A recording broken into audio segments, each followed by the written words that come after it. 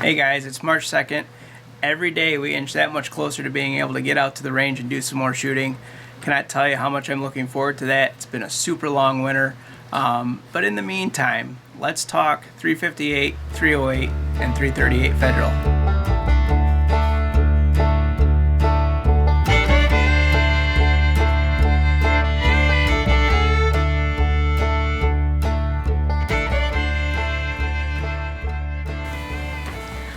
Alright, so before we get into the actual comparison, I just want to kind of lay the groundwork for this.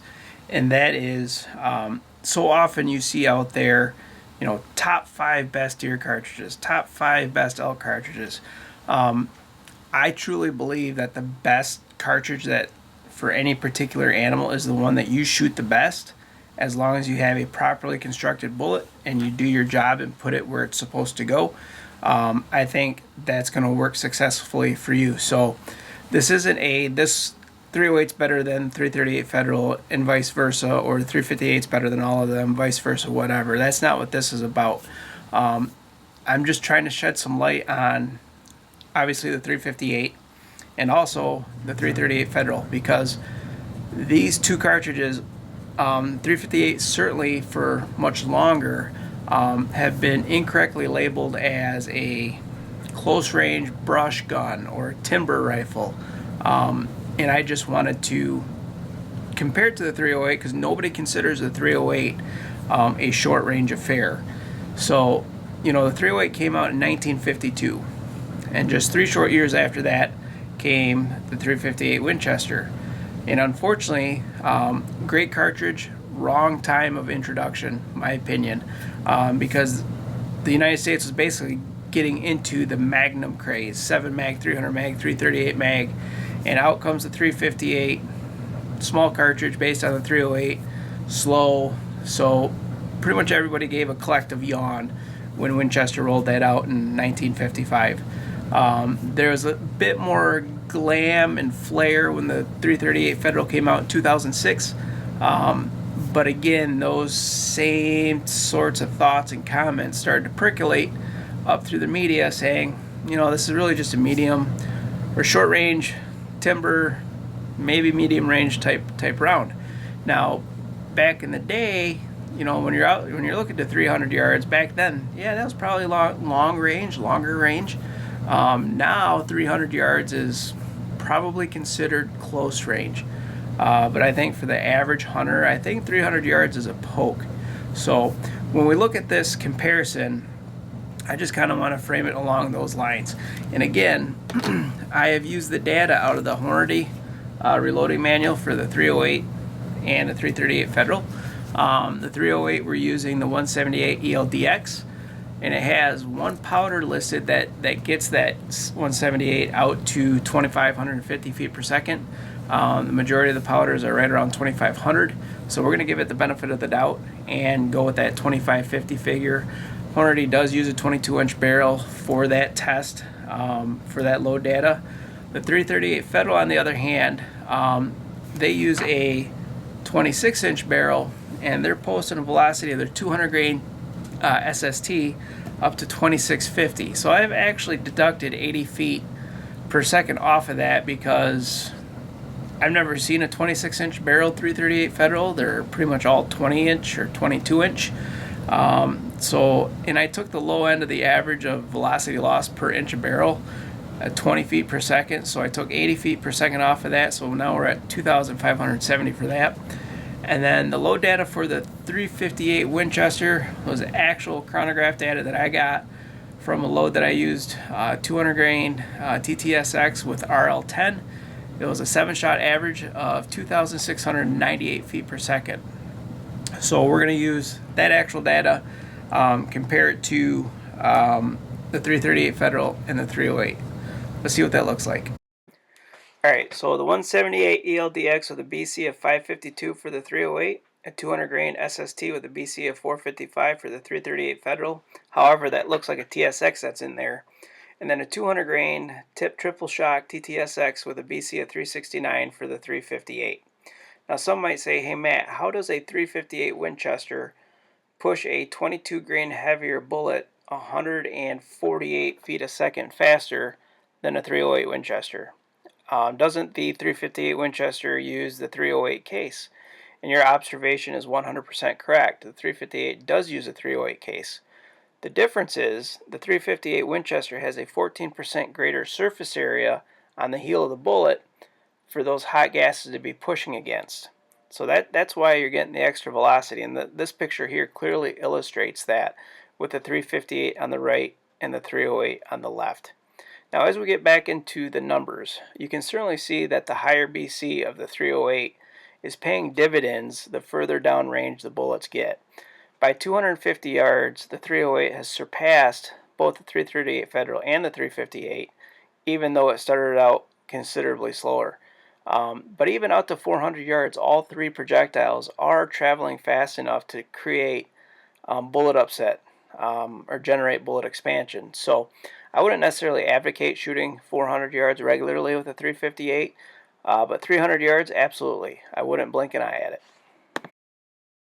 Alright, so on the energy side of the ledger, you can clearly see all three of these carry enough energy to 400 yards to take any elk, mule deer, caribou, whitetail.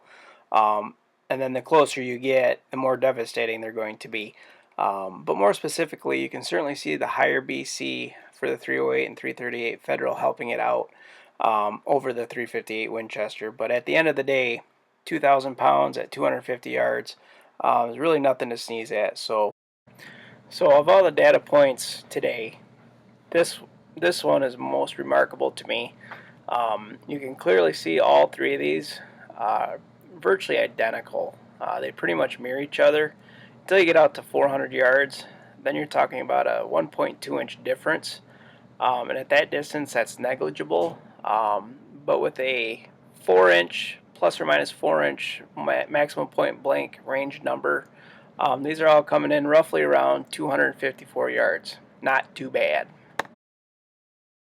So in the context of bullet drop, a higher BC bullet over a lower BC bullet within 300-400 yards, there's not that much difference. But man, when you're talking about wind drift, that's an entirely different animal unto itself, and you really begin to see the benefits of shooting a higher BC projectile, especially the further you get from the muzzle. And the differences here aren't marginal. It's pretty substantial. So it doesn't matter what you're shooting, just be aware of what you're shooting and what effect that wind is going to have on that bullet as it travels downrange. Because as you can see, the lower BCs here really tend to suffer. Alright, so I'm putting this in here as a comparison because the 250 grain bullet on the 358 Winchester case is similar to the 178 grain or 180 grain bullet on a 308 case, in that it's pretty much the heaviest bullets that these cases can shoot with any practical use. You can certainly shoot heavier in a 308. You can shoot a 200. You can shoot a 212 and a 220. In the 358, I can shoot a 270, a 275, a 280, and a 310. But unfortunately, these cases do not have enough powder capacity to push these bullets fast enough for any practical use. So with that said, let's look at the 250 here. With a muzzle velocity of 2,300, you're at 300 yards, you're still carrying enough velocity to create bullet upset, which is good. You're getting more energy at 300 yards than the previous three examples. 1,835 pounds, and you're only dropping about 3 inches more than those previous three at 300 yards. And 3 inches on an elk-sized target or a mule deer or whitetail, frankly, is really not a lot. So not too bad pushing such a heavy bullet.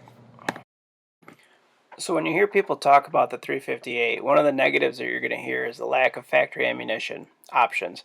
And that is a true statement. Very few companies make it, and when you do find it, you're going to pay a pretty penny for it. But I would argue that most people shooting a 358 or those looking to build a 358 are already hand-loading ammunition. And viewed in that context, there are an incredible amount of options for you. Very versatile.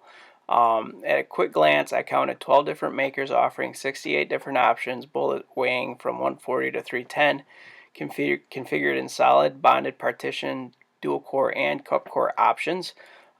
There's virtually something for anything you want to hunt. And that's not even taking into account all the 357 Magnum pistol bullets you can shoot out of your 358.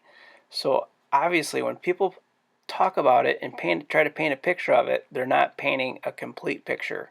So for what it's worth, the next couple slides are just a couple options that are available. These are what I have on hand, just to show you what's available, what you can shoot out of your 358.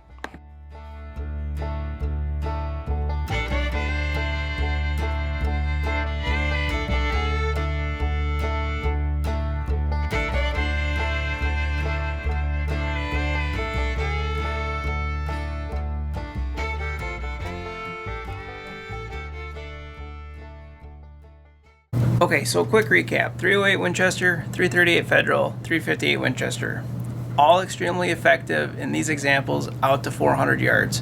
But you know what? I was really kind of surprised, pleasantly surprised, at how well the 308 did shooting a heavier bullet. And frankly, looking at the manual, I might even go up to 200, shoot the 200 grain ELDX. They have it loaded to like 2400, 2450. Man, that thing would penetrate like the wind. And I bet it would be pretty close trajectory-wise out to 300 yards, what we found in our other options. So, you know, I have to laugh because years ago, when I was chasing the Magnums, I wanted faster. My father would always say to me, Matthew, 308's all you need. 308 will do anything you need it to do. And frankly, looking at these examples, you know, in North America, there's really not much you can't do with a 308. But for me, if I were chasing moose in grizzly territory, I would feel much more comfortable with a 358 or a 338 Federal. There's no grizzly on earth that would walk away from a 225 out of either of those, like a TSX out of either of those. But anyways, you know, I really enjoyed doing this. It gave me some good perspective on the three of them. But I do look forward to, as you can see, we got the clear ballistics here. Can't wait to get out to the range and do some tests. I got a lot of tests to do. I've promised you guys that, and my apologies, I haven't gotten to it yet, but we're getting close. So anyways, I appreciate you being here at 358 Outdoors. We're going to see you again real soon. God bless.